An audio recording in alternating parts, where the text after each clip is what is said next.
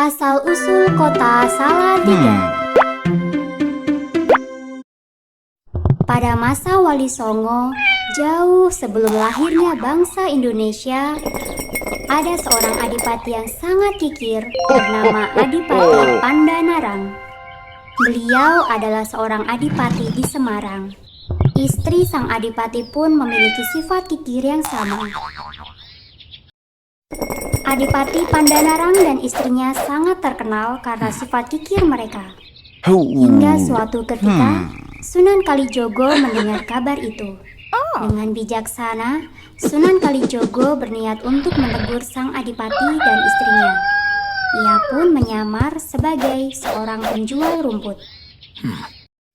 Setiap hari, Sunan Kalijogo menjual rumput kepada sang adipati. Sunan Kalijogo selalu menyelipkan keping emas untuk menguji kejujuran sang adipati. Mengetahui bahwa di dalam rumput selalu ada keping emas, adipati dan istrinya mengumpulkan semua keping emas itu dan menyimpannya.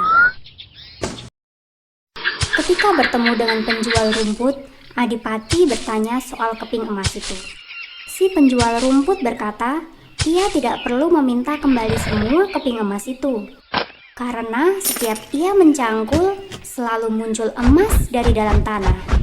Saat itu juga, si penjual rumput mencangkul tanah dan keluarlah emas dari dalamnya. Kemudian si penjual rumput menunjukkan jati diri, bahwa ia adalah Sunan Kalijogo. Adipati dan istrinya langsung meminta maaf dan memohon untuk dijadikan murid. Sunan Kalijogo menyetujui dengan syarat. Adipati dan istrinya mau memberikan harta kepada fakir miskin dan melakukan perjalanan tanpa bekal apapun. Adipati setuju untuk melakukan perjalanan tanpa bekal apapun. Namun, rupanya sang istri belum bisa meninggalkan semua hartanya. Tanpa sepengetahuan Sunan Kalijogo dan sang adipati, istri adipati membawa sebagian perhiasannya ke dalam bungkusan.